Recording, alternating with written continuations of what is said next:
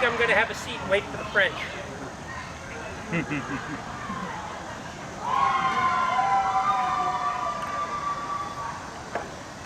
Yes, there's a good deal right now, you know, on French rifles. Never fired, dropped once.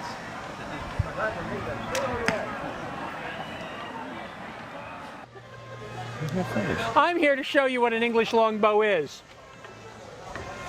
An English longbow is nothing more than a piece of stick and a string. And we also always have to do a trick shot or two for everybody when we first get here. I'm going to face the young man in the audience right here. Now, I'm going to hit the target behind me. And I'm going to do this without turning around, by moving my feet. My feet will face him at all the time. I want you to know that there is a trick to this, and my feet never leave my ankles. Because an English longbow is flexible. It allows you to turn and fire. Anybody here ever in the military? Thank you, first off, for your service. Secondly, you remember the term shoot, move, and communicate, right? That's what the English archers were great at, because you know what we'd do if we got really pushed? Goodbye! We'd run away. Everybody knows you can shoot 1 arrow at a time. How many people think I can do 2? Well, let's see if I can do 4.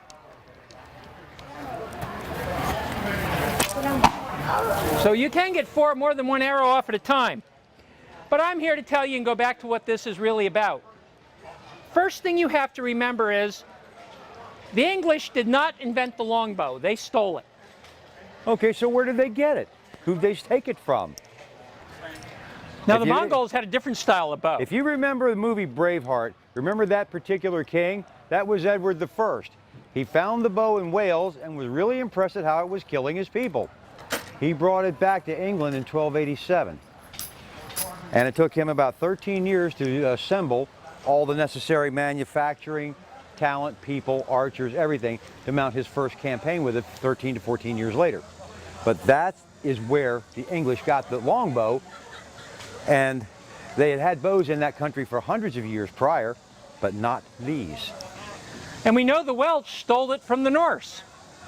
But I'm here to show you what the English found that was really good for her. I want to introduce you to the guy who fights with this. Do you know what he's called?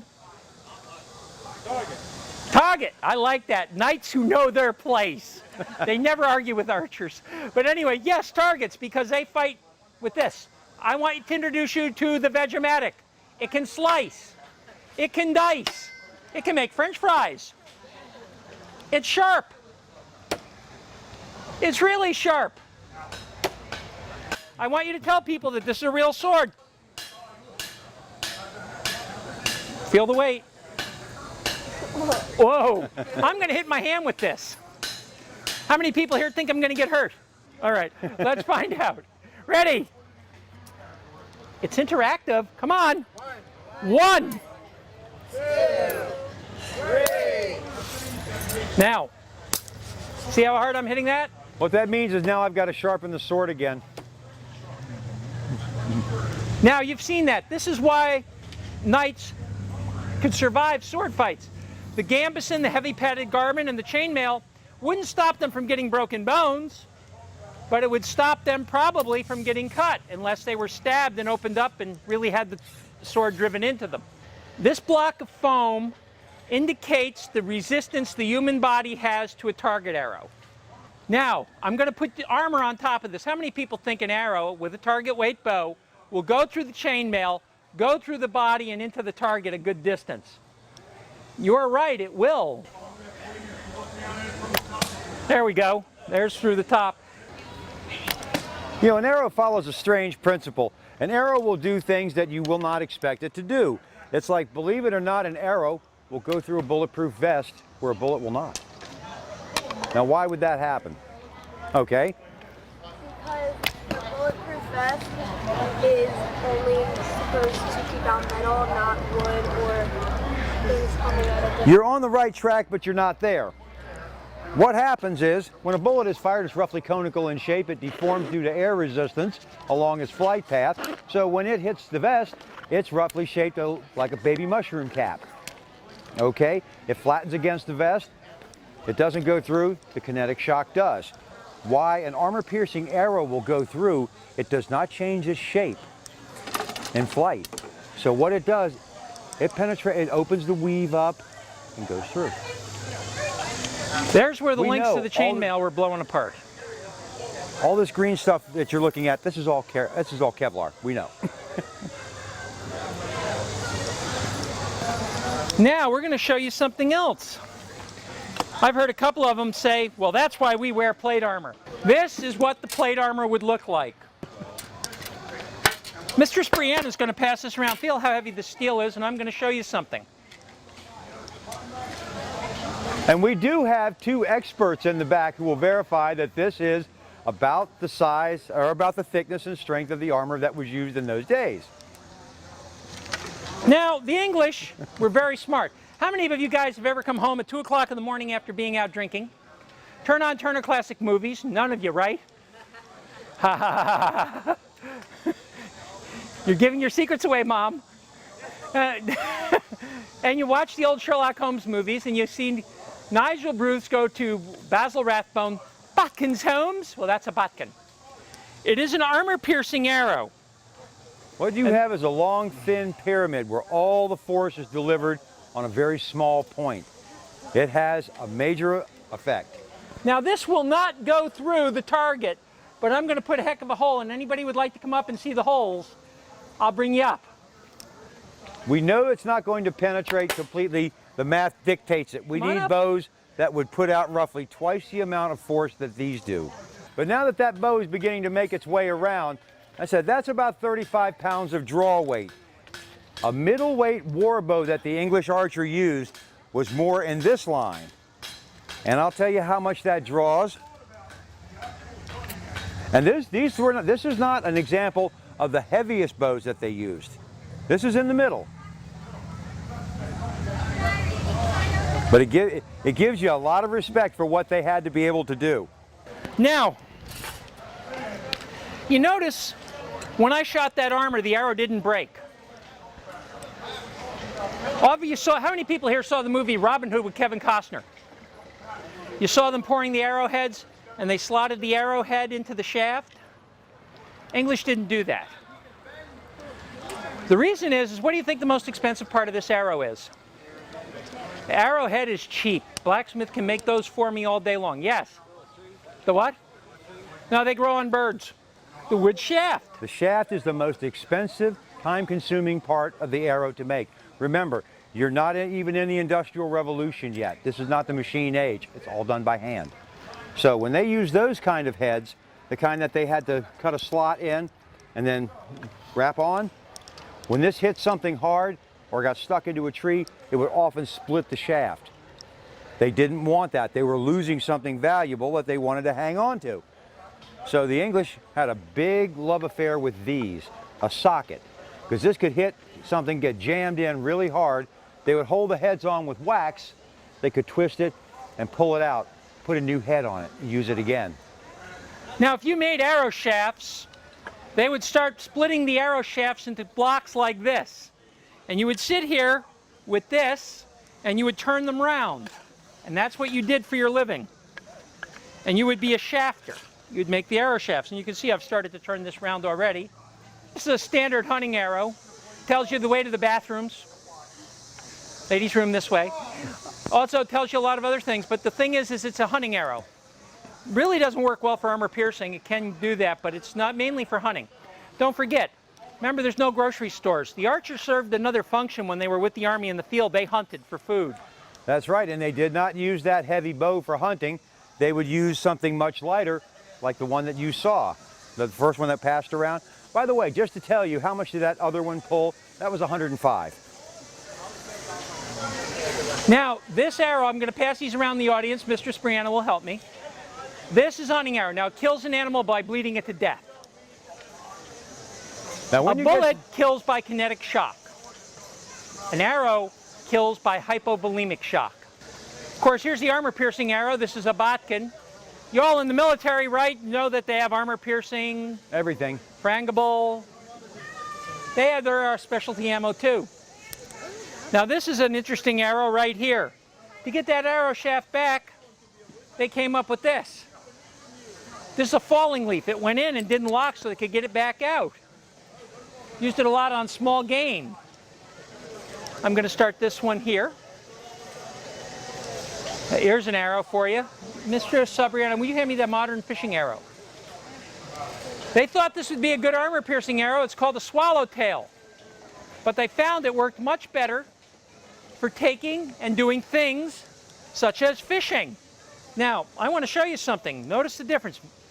Medieval fishing arrow, modern fishing arrow. They look the same. Arrows, modern arrows, old arrows, all have certain things in common. They have a point, they have a shaft, and they have feathers to guide them. Now, so the English, to get this back, decided that's what it was better for. Now, here's the arrow of the day question. Anybody have any idea what this arrow might be for? Yes? Cutting line or rope? Cutting line or rope. It was originally used on board sailing ships. You ever start a tear in a piece of canvas under tension? Rip, right? We found the better use for this, though, on land. It cuts the front hamstring of charging horses. Okay, now we want you to get the visual of this. You have two riders coming at you. They're not friendly. The riders are well hidden behind the horse's head and neck. You want to hit the biggest target, take that animal down. You want the horse to go down, throw the rider. Maybe you get lucky and get a twofer if they're following closely enough. But now you either get information from the rider. If he's already dead, you split up his gear. Plus, you got a lot of benefits from that dead horse. But yes, let's talk about that dead horse. Right there. So they will stumble and go down. Think about this. I can't send the Army out to 7-Eleven and get the 2 for $1.99 special hot dogs. So I have horse meat. I have a stomach I can clean out and line a canteen bladder. I have the intestine of the horse I can boil, clean, and make sausage with. We would have bone and hide, and we could make glue, we'd have tools, and we'd eat darn well. So it was to our advantage to take out the horse and rider. Now, how many arrows a minute do you think an English longbowman can accurately fire? 10 a minute. 10 a minute. Very good. King's standard is 10 arrows a minute accurately. And which king decided to impose this upon the archers? Remember back to Braveheart, the same king who brought the bow in. Nope, that was King Edward I. Henry was much later. And he was also the one who decided that archery practice was important enough to require it of all males who made more than 2 pounds a year on Sunday after church. Now, who might have a watch on them? I'm going to tell you, you really think we can stand here, talk to you, and do 10 to 12 arrows a minute? Come on up. Tell us when to start a minute and when to stop a minute. And I'll talk to you when we're doing this. We're going to wait for Mistress Brianna here a second, though. Absolutely. She's performing a very necessary task. We get to put our sharp toys away. We're ready? Yep. You can go. Now, there's a famous battle I want to talk to you about, Agincourt. Henry V was in charge of an army of about 6,000 British archers. And those 6,000 archers, actually 5,000 archers and 1,000 pikemen and men-at-arms came upon a force of 20,000 French. Well, when the French finally decided to charge, there were 10,000 French dead. And the longbow did that. Master Shakespeare wrote about that, saying, "We few, we proud few, we band of brothers, for he who sheds his blood this day with me shall be my brother. Be he ne'er so vile, this day shall gentle him." He's talking about the Battle of Agincourt on St. Crispian's Day. Now, St. Crispian is the patron saint of shoemakers, of all things. Now, how would you like to be in front? Don't think about 3 archers doing this. Think 5,000. Time? Time. Think 5,000 archers doing this. That's 50,000 arrows a minute that can pierce armor, take down horses, and shorten the war tremendously. Now, many of you had this look on your face of horror when I said taking down horses with arrows. And the nasty English arrowhead, and you know, the Japanese had even better arrowheads. This is a Japanese arrow point. It's made of bamboo. and it goes in locks. Just like a porcupine Quill. quill. Okay. I've Now got we've dulled that down with sandpaper, but it's still sharp, pretty sharp. By the way, the count was, all three were 11. Thank you. Now the point though being, think of the archers. Let's talk about this as a military encampment. We're on the other side of the hill and we're going to rain arrows on you when you're not wearing your lovely armor. We're going to wait until tonight sometime when you're in your tents or you're bivouacked one place or the other. We're going to be on the other side of the chess field. We've already spied on you and scouted where you are. And we're going to have 20 or 30 archers start arcing arrows through these trees at night. You get an idea how effective that volume fire can be. Now we can't talk about archery unless we talk about crossbows. Now the Europeans loved the crossbow. The English loved the longbow. The reason is that I can train you to use a crossbow in a couple, 3 weeks. It takes me years to teach you to use a longbow. And I want you to know the first one I'm going to show you is, how many people here think the semi-automatic crossbow is real? How many people think it's good Hollywood from CGI? Okay, and those are not committed or in the House of Commons. But anyway, I'm here to tell you the semi-automatic crossbow is real. Anybody know how old it is? Yes. Very old. How old is very? Couple thousand years old is a good guess. This goes back to about 535 BC China. It was last used in war in World War II when the Japanese invaded Nanking. Now think back that far. Think back 2,500 years. Look at the technological jump this represented. If there's anyone here from law enforcement, I want you to know, this meets the high capacity weapons magazine ban. See, they were ahead of their time. Even in New York. Now, a weapon like that was not made for pinpoint accuracy. It was made for volume fire. What they did was they poisoned those darts with a neurotoxin. You would have a rank of soldiers walking and firing while another behind them was firing over top of them. The effect was like carpet bombing today to soften things up before the infantry goes in. Ladies and gentlemen, that is the Chuck Noka. We affectionately here call this the Chuck Norris. If he ever shows up, we'll forego this joke. We have the right to remain silent. So, crossbows kept getting heavier.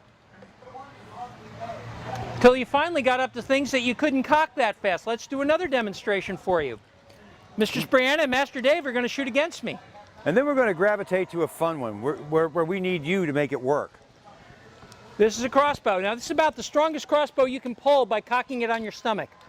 It takes 255 pounds of force to cock this crossbow. So let me show you what we're going to do. They're going to shoot, and I'm going to show you the drawback to the crossbow. And there's a hidden drawback that you have to look for. It's right in front of you. It's very obvious, but you don't see it. All right, go. I have to bring the dog of the crossbow into battery. I then have to cock the crossbow. I then have to fit the bolt of the crossbow, bring it up to the firing position, aim and fire. Return the crossbow dog, cock the crossbow, fit the bolt, and fire. Count their arrows to my crossbow bolts. And I'm going with just pointing and click. I'm not even aiming. Now, what was that hidden disadvantage that I asked you guys to look for? Okay, what was it? Really took a long time to load and actually fire. Very true that.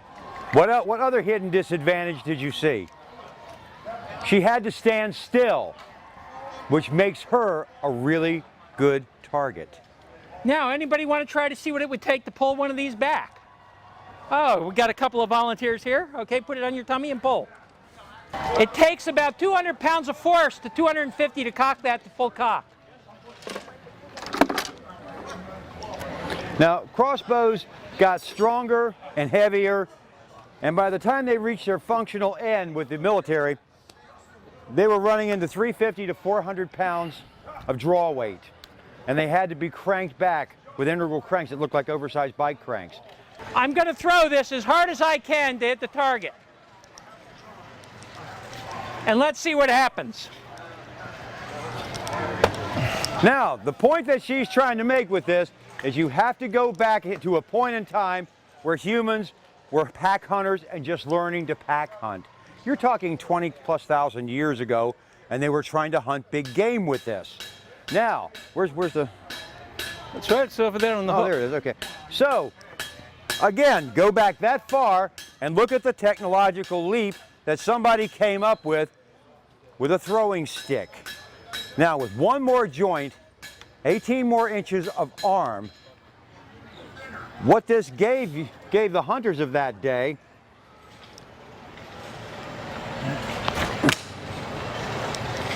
Now, he didn't throw that as hard as I did. But watch the difference in how deep that goes into the target.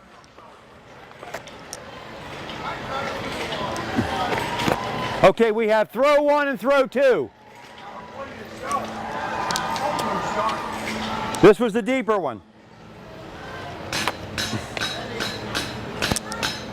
That is what that does and gives you that mechanical advantage. Now, you know, these things have actually been legalized to hunt with again in a few different states. Now, lords and ladies, what we do on the last show of every day, we open it up to the audience to ask us questions. Yes? How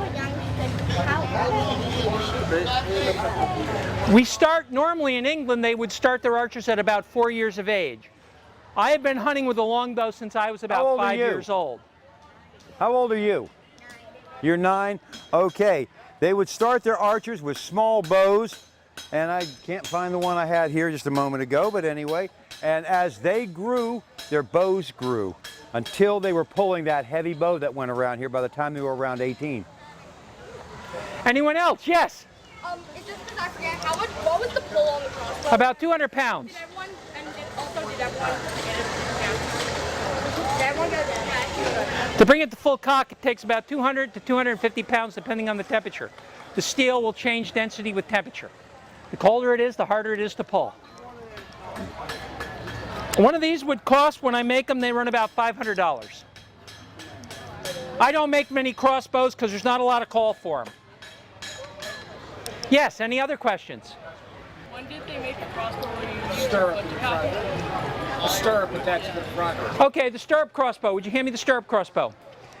As crossbows got more and more powerful, they actually had to get, I couldn't cock this one by picking it up on my stomach. You developed a boot loop. You had to use the muscles in your back and legs to cock it. This one's about 400 pounds. Final crossbows, when they got done with the double hand cranks, had 2 bicycle cranks on them. They were up around 1,500 pounds. You could only get off about a shot every 30 seconds. Well, if you have no other questions, I want to thank you for coming to Archery Through the Ages show. Hope you learned a little bit about the history of archery. Hope you know that the knight is not the feared thing on the battlefield as much as the archers were. They hated us. A bow within its range is as deadly as any firearm. Treat it with respect and you'll never have any problem with it. Lords and ladies, thank you for coming to Archery Through the Ages. Thank you all very much.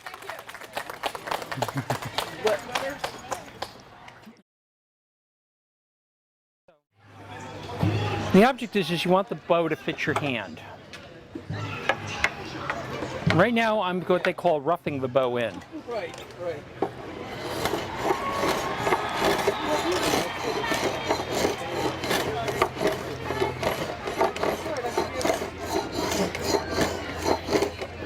You see that knot right there? Yeah. You can't work against the grain of any wood. You have to work with the grain of the wood. So if you have something like this in the wood, you have to work with it, not against it. And notice I'm working with all the grain. I'm not just cutting it off. I'm rounding all the grains into one grain point. By rounding all the grains into one grain point, I get strength. If I cut through the grain, the bow will break it where I cut the grain. The wood has to have enough grain density, what we call grain density, to be flexible enough to bend and strong enough not to break.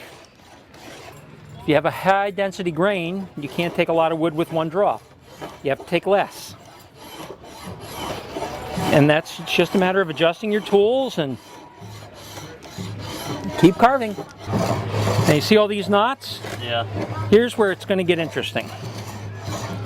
Because that is a harder point of the wood. And I notice how I have to take very small cuts here.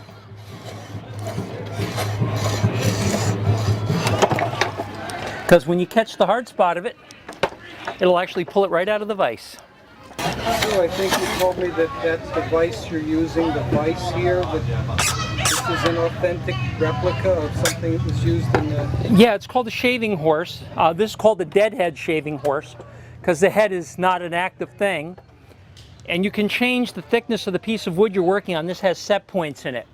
Now the purpose of those pegs at the end, if you're doing certain type of carving, is to allow you to create tension when you do this. I don't use them for that. I use them mostly for this. This one is a reproduction. This is made by the Mystic Longbow Company of Cuba, Illinois, of all places. They actually make one of the best period shaving horses I've found. How long have you been doing this? Well, I started carving bows about 20 years ago, and I got very into it about 12 years ago. You couldn't find a place to buy a good longbow, and I was hanging out with a bunch of people, not only hunters, but in an organization called SCA, and Society for Creative Anachronism. So everyone said, you know how to make bows? I said, yeah. Can you make Flemish strings? I said, yeah. Can you make arrows? I said, yeah. Good, we want you, bow maker. About 13 years ago, I started to perform. I told my friend Dave, said, you know, I got an idea here for a show. Nobody really knows a lot about the history of archery. And I started to put a show together, as you saw in the history of archery. And it went over big, and I said, you know, I think this will go over well with the Faire. So I started performing this now. We've been 10 years at the Virginia Faire, and this is our second year at the Pennsylvania Faire. Plus I've done it for many other organizations in different venues. This bow is going to be a very light bow because what I'm trying to do is carve away as much of that knot as I can to make the bow as strong as I can. Probably this is going to be about a 30-pound bow because I want to get as much of this knot out of here as I can. 30-35 on this one. Sometimes you take a bow down much lighter than you plan it to be just because of a defect you find in the wood that you know is going to be a weak spot. So each one is a hand-carved, unique tool. And I noticed that, you know, I was looking at some of the ones that you have in the shop, that they're not symmetrical. They're not all identical by any means. No, the wood isn't symmetrical. You actually have to carve the bow to follow the grain of the wood. If you were to just cut and make it symmetrical, I'd be cutting through the grain of the wood. Wow. So if you didn't follow the grain of the wood when you pulled the bow back, the bow would break. Take a look at the grain of this wood. This grain actually comes down in curves. Notice how wide the grain is here? Notice how tight the grain is here. If I carved and just cut this on a saw, I'd be cutting through all these grain points. By carving the bow, I'm actually following the grain of the wood and making it strong. And that is the key to making a longbow. And the trick is, you have to have a picture in your mind's eye of what the bow should look like. And basically then you take away everything that doesn't look like it.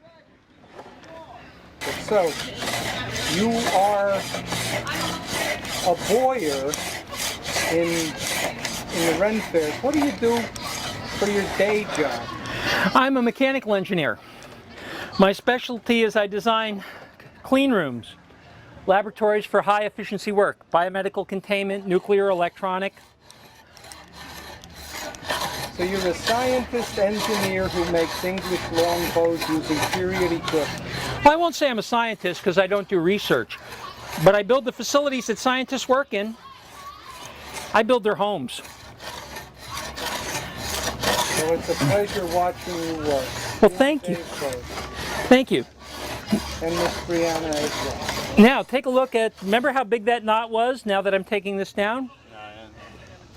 I'm working the knot slowly out of the wood to make the bow strong, and now it won't crack at that knot point. And you know how hard a knot is when you hit it with a saw, right? An English longbow is nothing more than a piece of stick and a string. An English longbow is flexible. It allows you to turn and fire.